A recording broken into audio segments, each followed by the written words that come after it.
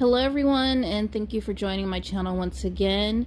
I want to thank you for choosing to subscribe to my channel if you've hit that subscribe button, and I want to thank all of my subscribers for hanging in there with me. And if you feel compelled to subscribe after watching this video or many of the other ones I have on my channel, please feel free to do so. So I'm going to jump into the story of when the ex-narc and I were we were engaged at the time, living in my apartment in Mississippi, Biloxi. For those who don't know, I'm in the military and I was stationed at Keesler at the time. So with that being said, we got into an argument. Nothing new, you know, it was always back and forth, hot and cold, hate you, love you, that whole thing. So I want to say it was a Saturday morning. I remember filling out our marriage license before, just prepping and getting ready for everything, before we got married. And we ended up getting in this huge argument, and I kicked him out for like the second time, and he was not budging. He was like, I'm not going anywhere. And mind you, the man did not have a place to stay. He literally had just his parents' house to go to, which was 11 hours away in a whole nother state. But at that time, I felt strongly about it, and I was like, oh yeah, you're going to get your stuff and you're going to get out. I can't remember what we were arguing about, but I'm sure it was something serious on my end this time. Usually when we were in arguments that he started out of the blue, it was over nothing. And I'm not saying that to be insensitive to what his needs or wants or whatever, his feelings, but usually narcissists will blow things out of proportion or just start arguments for nothing, out of nowhere, because they just can't stand to have peace for too long. That's really sad. So anyway, I ended up calling the cops because he was, putting his foot down and saying he wasn't going to leave, and I was like, oh yeah, you're getting out. So the cops come and, they told him to get whatever he needed to get and to make his way out since he wasn't on the lease, and he didn't have any, mail coming to my apartment complex. So right before he grabbed his one item before he left, which was his flat screen television, he decided to log on really quick onto my computer, and he pulled up our banking, the banking site that we banked with. And I don't care who you are, I suggest I repeat, do not get bank accounts with both your names are on it and you share the accounts, because I don't know, maybe it's just my trust. I have trust issues now, but oh Lord, no. It's not a good idea, because all it takes is, whether you're a narcissist or not, it just takes one person to just get pissed off enough, or to just have a flip of a switch in their brain, something happens where they can choose to wipe out the whole account, and there's nothing, absolutely nothing you could do about it if both of your names are on the account. So, I digress. So then he jumps on the computer and he pulls up our banking site, and I'm not thinking anything of it. I don't know why. I was just kind of like, I don't even know what I was thinking. I think I was just kind of in the middle of, wanting him to possibly stay, but at the same time glad he was leaving, and, just kind of shocked, over the whole situation with, the cops standing there and everything. So he gets on there for a few minutes, and they're like, all right, buddy, you need to hurry up. And, once he gets off, he takes his, flat screen television, Because mind you, he only had a flat screen television in my place, and then he had his raggedy bedroom set in the bedroom. So he ended up taking his flat screen television, and they walked him out, and I looked over the balcony because I stayed on the 3rd floor to make sure that, you know, he got into his vehicle and drove away. And mind you, that was not a vehicle that he paid for or that was paying notes on. It was a vehicle that his dad had loaned him, you know, a paid off vehicle that his dad let him drive around. I'm telling you, these narcissists never bring anything to the table. I mean, I honestly don't even know how I stuck it out so long, you know, taking care of this man. I mean, they rely on others because, one, they can't keep a job. At least the narc that I was dealing with can't keep a job to save his life. So, you know, it's always bouncing from job to job to job. And then they have enablers like the one I have. His parents, you know, help back him up with everything that he doesn't have. So, anyway. So, yeah, so he drives away and the cops see him off the lot.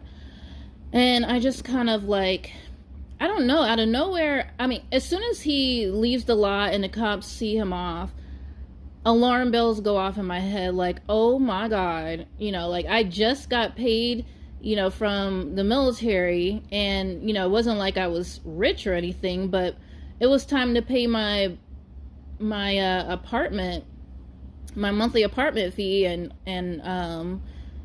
everything else. And I was like, oh my gosh, was he on the computer pulling up the banking site to take all the money or transfer the money somewhere? I don't know, but I immediately ran. I was flying down 3 flights of stairs, and I got in my vehicle, and the first place I went to was the gas station because I was like, I need to get to the nearest, this is my thinking now, I need to get to the nearest ATM and withdraw as much as I can, as soon as I can, before he somehow got a hold of it.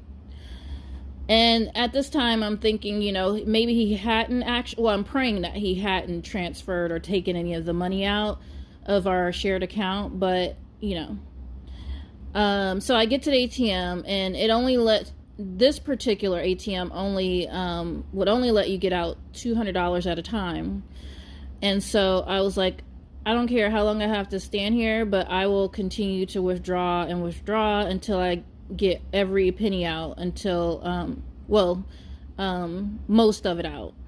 And so I take out the first 200, I reinsert my ATM card, and it tells me that there's insufficient funds.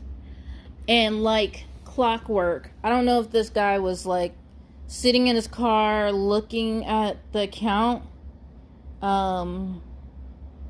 you know, while he was parked on the side somewhere. But as soon as I got the insufficient fund notification from the ATM, I get a text message from the ex-narc that said, that should suffice you. So I'm like, oh my God, like this dude has, you know, bamboozled me. I've been hoodwinked. I've been got. So yeah, I'm just like freaking out, and, you know, he's calling me periodically to taunt me and, you know, tell me that, you know, if, you know, we can do this the hard way or we can do this the easy way. And, you know, he's got all these things that he wants done if I want my money back. The main thing was he wanted his raggedy bedroom set mailed back or shipped back to his parents' house in Georgia. And I'm like, are you kidding me? And he's like, yeah, no, I'm not kidding you. I want my bed shipped back to my parents' house, and I need to inspect it to make sure, you know, it's in good condition before I even think about sending you your money back. And I'm like, I'm not going to do anything to your bed. Like, I understand people have emotions that get out of hand when they're angry and whatnot, but that's not me. I was not going to mess with his stuff.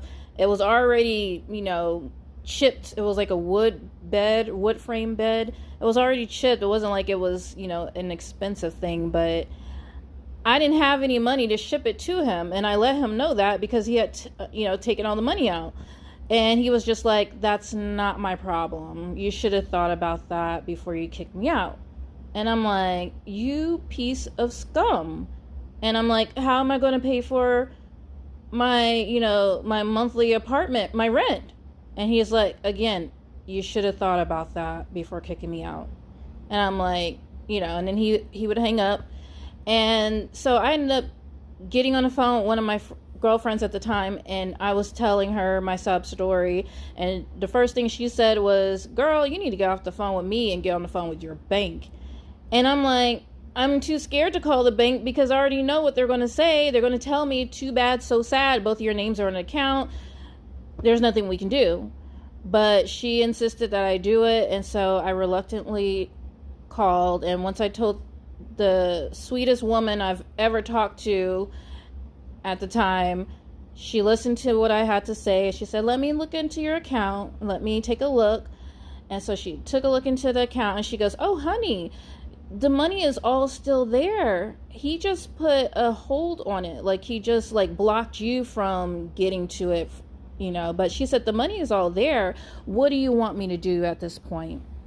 And I was just like, the giddiest person ever. Like, I was just like, so happy to hear that. And in the meantime, the narc is calling and leaving, voicemail messages because I was not getting off the phone until I could get the money straight. And so, long story short, she decided to create a new account where he couldn't have access to it. And she asked me, how much money do you want me to transfer? It's up to you. You could be all of it, whatever you want. And I said, with my empathetic heart still beating, I said, I'm going to leave him about $200. I didn't want the poor guy out in the middle of nowhere, driving. Maybe he didn't have enough gas, whatever. So I transferred all the money and made sure I had my rent money good to go and everything else that I needed. And I want to say I did leave $200 at the time,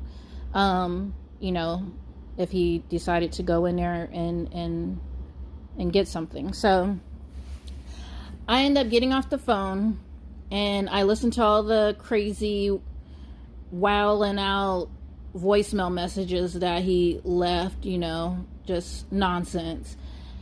And I just kind of sat there with a grin on my face and waited patiently for him to call me again so I could listen to what he had to say after realizing he had no money to go to anymore, or at least not the amount that he initially thought he had access to.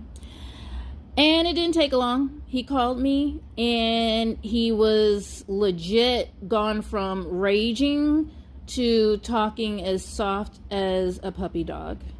I mean, he was just like, let's talk about this. Can we talk about this?